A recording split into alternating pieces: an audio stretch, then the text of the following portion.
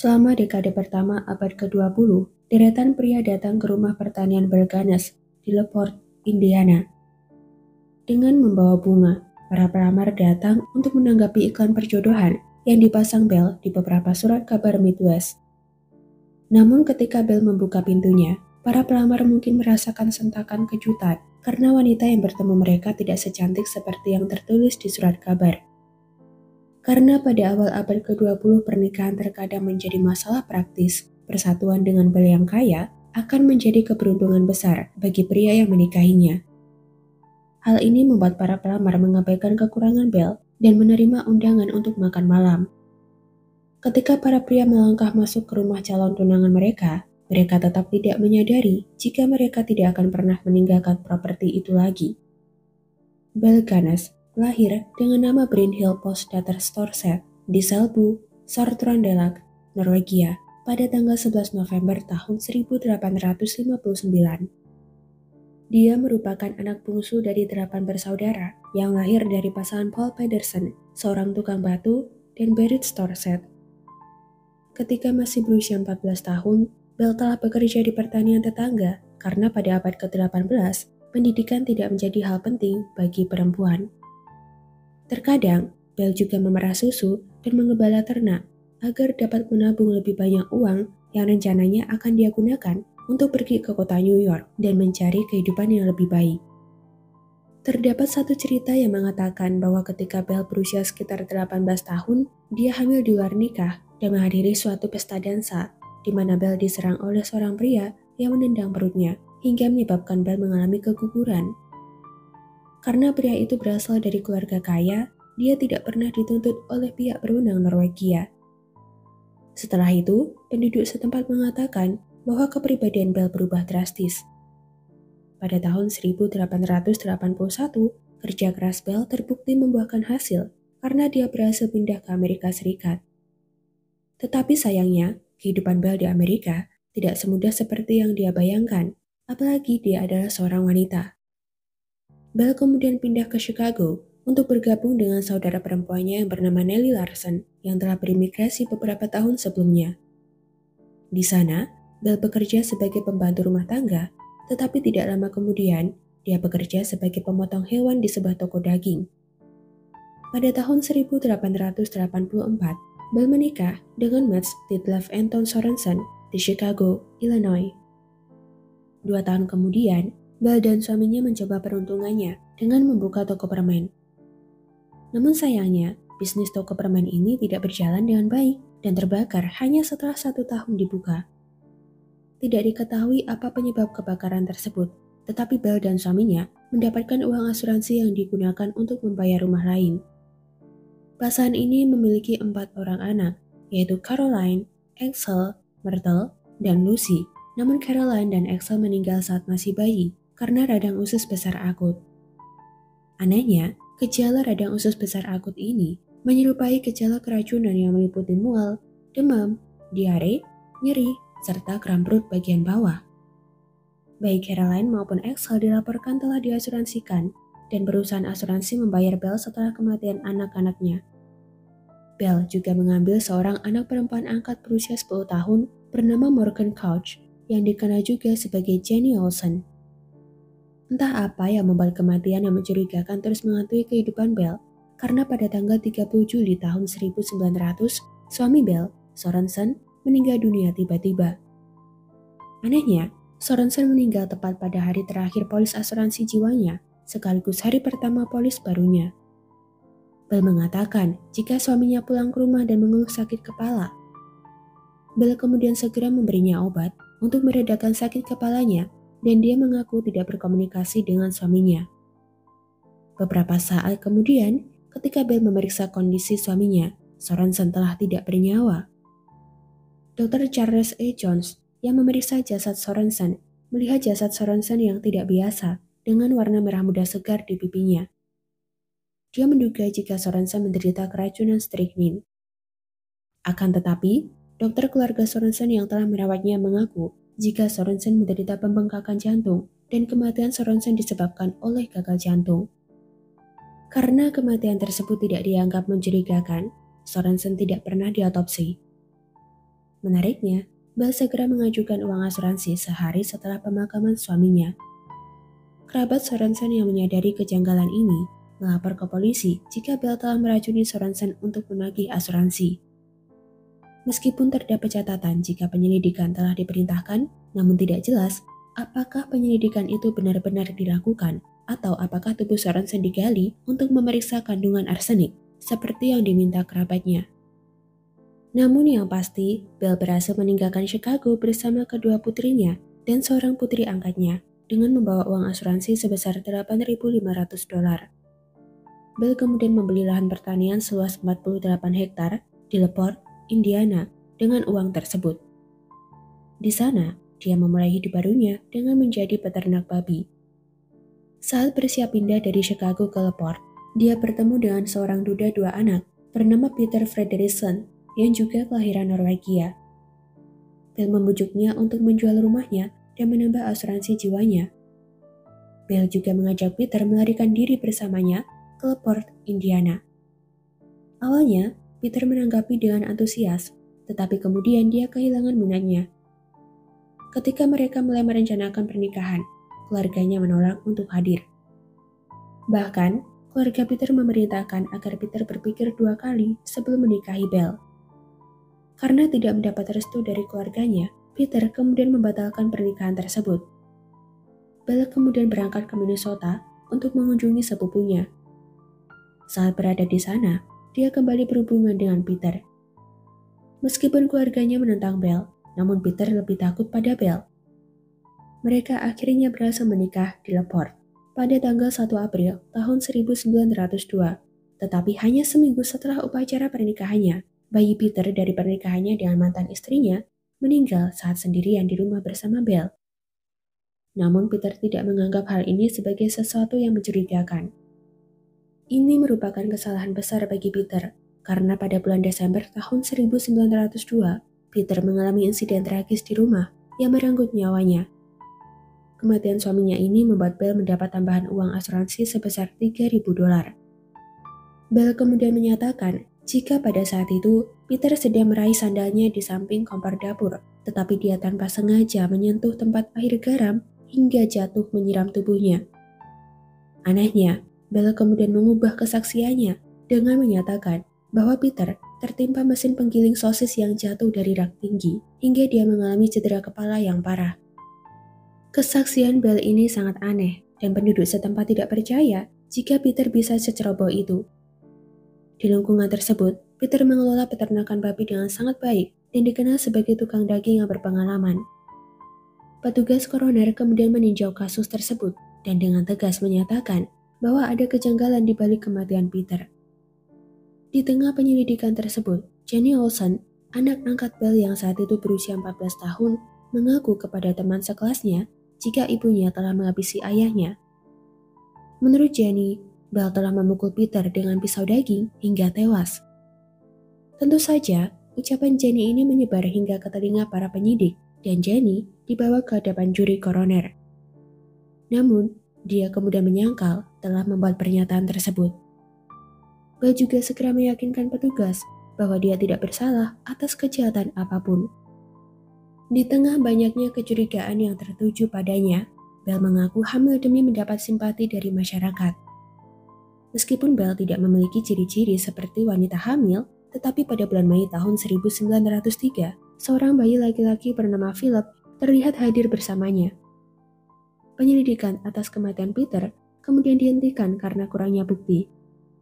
Karena menjadi janda lagi, Bell mulai mengiklankan dirinya sendiri di seluruh surat kabar harian Chicago dan kota-kota besar lainnya di Midwest.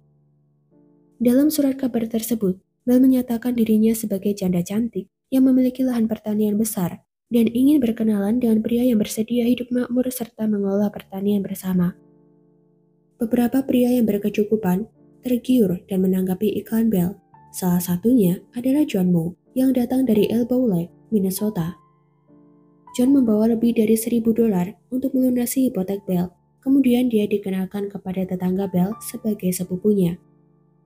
Seminggu kemudian, John menghilang dari pertanian Bell secara misterius. Pria berikutnya yang menjadi korban adalah George Anderson yang juga seorang imigran Norwegia dan tinggal di Tarkio, Missouri. Saat makan malam dengan George, Bell membicarakan masalah hipoteknya dan George setuju untuk melunasinya jika mereka menikah. Pada tengah malam, George terbangun dan melihat Bell telah berdiri di sampingnya dengan ekspresi yang menyeramkan, sembari memegang lilin yang hampir padam di tangannya. Bell yang menyadari korbannya telah terbangun, segera lari meninggalkan kamar, sedangkan George melarikan diri dari rumah dengan menaiki kereta ke Missouri. Setiap minggu, para pelamar terus berdatangan, tetapi tidak seorang pun kecuali George yang terlihat pernah meninggalkan peternakan Bell. Bell juga mulai memesan peti-peti besar untuk dikirim ke rumahnya.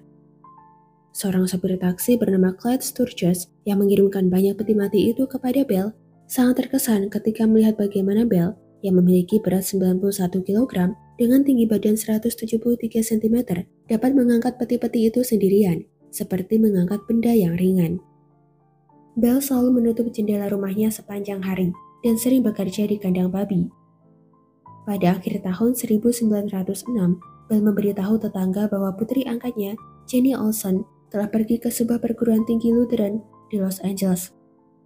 Padahal, tetangganya tidak pernah melihat kapan Jenny pergi. Albie Basberg, seorang duda tua dari Iowa, Wisconsin, menjadi pelamar Bell berikutnya.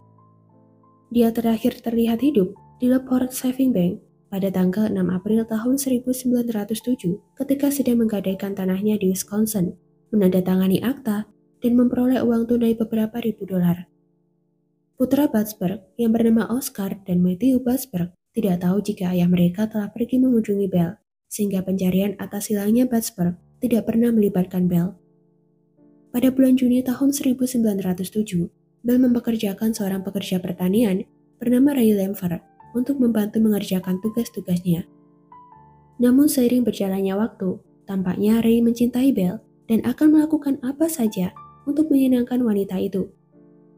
Hubungan mereka pun berkembang dan mulai membicarakan tentang pernikahan. Bell mendorong Ray untuk mengambil polis asuransi jiwa dan menunjuk Bell sebagai penerima manfaat polis tersebut. Namun Ray menolak, menyebabkan timbulnya pertengkaran di antara mereka. Meskipun hubungan mereka memburuk, tetapi Ray tetap bersikap baik kepada Bell dan berjanji untuk tidak pernah memberitahu siapapun jika Bell telah menghabisi para pelamarnya. Bahkan, Ray mulai membantu Bell dalam menyembunyikan jasad-jasad tersebut. Ketika Bell berhasil menarik pelamar lain yang bernama Andrew K. Helgelien, dia mengirim surat demi surat kepada Andrew agar datang menemuinya. Dalam surat-suratnya, Bell menulis bahwa tidak ada seorang pun yang sebanding dengan Andrew, dan dia harus menarik semua uangnya dari bank sebelum menemuinya.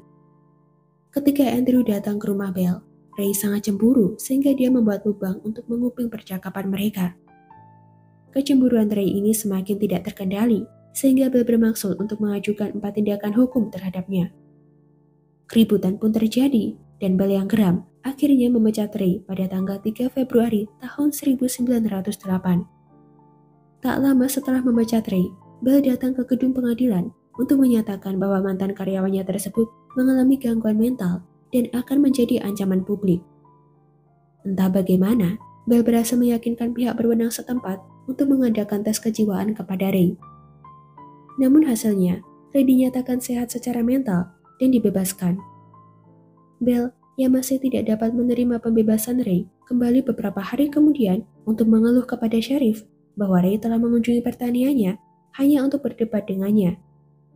Bell juga mengatakan jika Ray merupakan ancaman bagi keluarganya dan dia pernah menangkap Ray masuk rumahnya tanpa izin. Faktanya, Ray memang kembali lagi untuk menemuinya, tetapi Bell terus mengusirnya. Karena Andrew telah lama menghilang dari Leport, saudaranya yang bernama Asel Helgelien kemudian menulis surat kepada Bell untuk menanyakan tentang keberadaan saudaranya. Bell membalas surat tersebut dan memberitahu Asel bahwa saudaranya tidak ada di pertaniannya karena Andrew telah pergi ke Norwegia untuk mengunjungi kerabatnya. Namun, Asel tetap percaya jika saudaranya masih berada di daerah Leport, tempat terakhir dia terlihat. Menyadari jika banyak ancaman yang dapat membawanya ke pengadilan, Bell merencanakan langkah untuk melarikan diri. Dia melarang ketiga anaknya bersekolah pada tanggal 27 April tahun 1908. Saat mereka berada di rumah, Bell memberitahu seorang pengacara Leport bernama M.E. Leliter bahwa dia mengkhawatirkan keselamatannya dan keselamatan anak-anaknya. Bell mengaku jika Ray telah mengancam akan menghabisinya dan membakar rumahnya. Bell ingin membuat surat wasiat untuk mewaspadai jika Ray benar-benar melaksanakan rencananya. Leliter kemudian menyusun surat wasiat untuk Bell, yang mana dalam surat wasiat tersebut, Bell mewariskan seluruh hartanya kepada anak-anaknya, namun tidak ada nama Jenny di sana. Bell kemudian pergi ke salah satu bank lepor yang memegang hipotek untuk propertinya dan melunasinya. Namun anehnya, Bell tidak pergi ke polisi untuk memberitahu tentang perilaku Ray yang katanya mengancam keselamatannya. Pada dini hari tanggal 28 April tahun 1908, Joe Maxson yang telah dipekerjakan untuk menggantikan Ray sejak bulan Februari terbangun karena mencium bau asap di kamarnya yang berada di lantai 2 rumah Bell Gaines. Ketika Joe membuka pintu lorong, dia melihat kobaran api yang telah membesar. Joe segera berteriak memanggil Bell dan anak-anaknya, tetapi tidak mendapat jawaban. Khawatir dengan keselamatan dirinya sendiri, Joe segera membanting pintu dan melompat dari jendela lantai 2 kamarnya, kemudian bergegas mencari bantuan. Namun pada saat bantuan tiba pada dini hari, rumah tersebut telah hancur dan menjadi tumpukan reruntuhan berasap. 4 jasad ditemukan di dalam rumah. Salah satunya adalah seorang wanita tanpa kepala dan seorang anak kecil di atasnya. Anehnya, kepala wanita itu tidak pernah ditemukan dan tubuh itu lebih kecil daripada tubuh Bell yang besar. Ketika petugas melanjutkan pencarian, mereka menemukan jasad anak-anak lain di tempat tidur mereka. Polisi yang telah mendengar tentang dugaan ancaman Ray kemudian segera mencarinya. Leliter maju untuk menceritakan kesaksiannya tentang surat wasiat dan ketakutan Bell sebelumnya. Ketika polisi berhasil menemukan Ray, dia menyangka sebagai pelaku di balik kebakaran itu. Ray juga mengklaim bahwa dia tidak berada di dekat rumah Bell ketika kebakaran terjadi. Tiba-tiba, seorang pemuda bernama John Soliam mendatangi polisi untuk menyatakan kesaksiannya. Dia telah mengawasi rumah Bell dan melihat Ray berlari dari rumah Bell tepat sebelum bangunan itu terbakar. Ray akhirnya didakwa telah membakar Bell dan anak-anaknya. Penyidik, deputi sheriff, petugas koroner, dan banyak relawan mulai mencari bukti-bukti lain di reruntuhan. Karena banyak orang yang yakin jika tubuh tanpa kepala yang ditemukan bukanlah Bell Gaines, dokter kemudian mengukur jasad tersebut. Setelah memperhitungkan leher dan kepala yang hilang, dia menyatakan bahwa jasad tersebut adalah seorang wanita yang tingginya hanya 150 cm dengan berat yang tidak lebih dari 68 kg. Teman-teman dan tetangga serta penjahit lepor yang pernah membuat gaun dan pakaian untuk Bell bersumpah jika Bell memiliki tubuh lebih besar dari jasad tersebut. Pengukuran tubuh ini kemudian dibandingkan dengan catatan di beberapa toko pakaian lepor tempat Bell membeli pakaiannya. Ketika kedua hasil pengukuran tersebut dibandingkan, pihak berwenang menyimpulkan bahwa wanita tanpa kepala itu bukanlah Bell Gaines. Apalagi, tubuh itu tidak mengalami luka yang parah, sehingga tidak mungkin jika kepalanya hilang. Dr. J. Myers memeriksa organ dalam jasad wanita tersebut, kemudian mengirim isi perutnya ke seorang ahli patologi di Chicago. Beberapa bulan kemudian, dilaporkan bahwa organ-organ itu mengandung racun strychnine dalam dosis yang mematikan.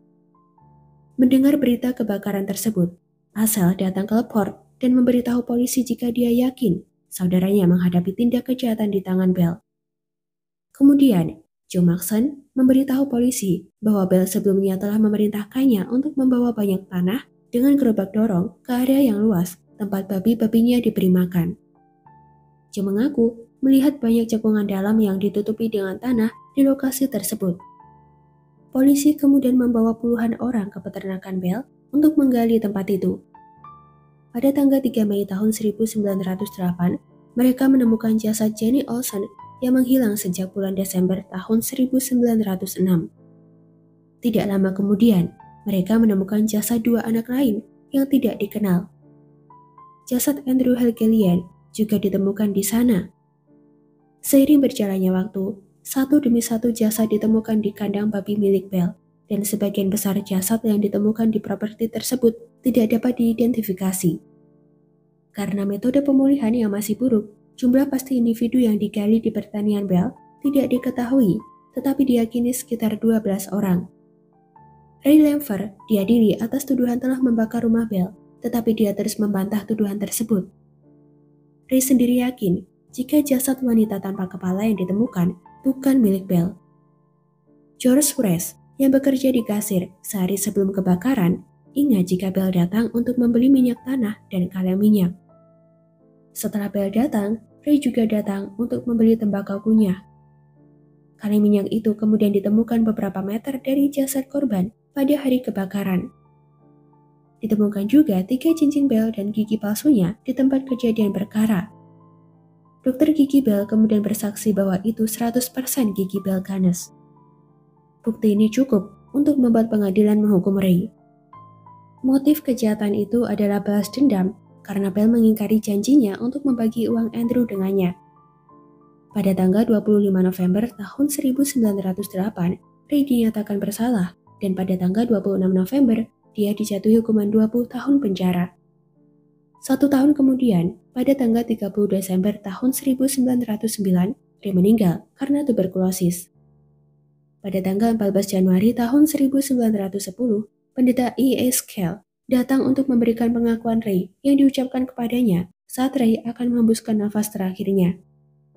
Dalam pengakuan itu, Ray mengungkap kejahatan Bell dan bersumpah bahwa Bell masih hidup.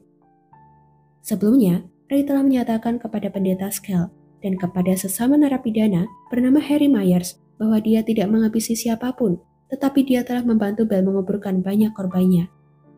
Ketika seorang korban tiba, Bell akan membuatnya merasa nyaman dengan memasak makanan besar untuknya. Bell kemudian membius korbannya melalui kopi, dan ketika pria itu dalam keadaan setengah sadar, Bell membelah kepalanya dengan pemotong daging. Terkadang, Bell akan menunggu korbannya tidur, kemudian memasuki kamar tidur korban dengan cahaya lilin dan meracuni korbannya. Untuk menghemat waktu, Bell terkadang meracuni kopi korbannya dengan strychnine. Bell adalah seorang wanita yang kuat. Dia sanggup membawa jasad korbannya ke ruang bawah tanah, meletakkannya di atas meja, dan membedahnya. Bell membungkus sisa-sisa jasad korbannya dan menguburnya di kandang babi atau di halaman sekitar rumah. Yang lebih mengerikan adalah ketika Bell kelelahan setelah menghabisi korbannya, dia akan memotong-motong sisa tubuh korban dan menjadikannya sebagai makanan babi. Mengenai jasad perempuan tanpa kepala yang ditemukan di reruntuhan rumah Bell yang berasap, Ray mengaku jika Bell telah mengajak perempuan dari Chicago dengan dalih akan mempekerjakannya sebagai pembantu rumah tangga. Bell kemudian membius perempuan itu lalu memotong kepalanya hingga terpisah dari tubuhnya dan mengikat kepala tersebut dengan pemberat sebelum dibuang ke rawa-rawa. Setelah itu, Bell meracuni anak-anaknya dengan kloroform, mencekik mereka sampai mati, dan menyeret tubuh kecil mereka bersama dengan jasad wanita tanpa kepala ke ruang bawah tanah. Bell mendandani jasad perempuan itu dengan pakaian lamanya dan mencabut gigi palsunya untuk diletakkan di samping jasad wanita tanpa kepala itu, agar petugas yang menemukannya mengidentifikasinya sebagai Bell Gaines. Bell kemudian membakar rumahnya sendiri dan melarikan diri. Ray telah menolongnya dan berjanji akan melarikan diri bersama Bell, tetapi Bell ternyata mengkhianati Ray. Ray mengatakan bahwa Bell adalah seorang wanita kaya yang telah menghabisi sekitar 42 orang. Dia selalu mengambil uang dari para korbannya, mulai dari $1.000 hingga $32.000. Diduga, Bell telah mengumpulkan lebih dari $2.500 melalui skema kejahatan tersebut. Bank-bank lokal kemudian mengakui jika Bell telah menarik sebagian besar uang di rekeningnya sesaat sebelum kebakaran. Fakta bahwa Bell menarik sebagian besar uangnya menunjukkan bahwa dia telah berencana untuk melarikan diri. Selama beberapa dekade, Bell terlihat di kota-kota di seluruh Amerika Serikat. Teman, kenalan, dan detektif tampak melihatnya di jalan-jalan Chicago, San Francisco, New York, dan Los Angeles. Hingga tahun 1931, Bell dilaporkan masih hidup dan tinggal di kota Mississippi, di mana dia memiliki banyak properti dan menjalani kehidupan sebagai seorang bangsawan. Selama lebih dari 20 tahun, polisi telah menerima rata-rata 2 laporan per bulan. Namun hingga saat ini, nasib Bell yang sebenarnya tidak diketahui.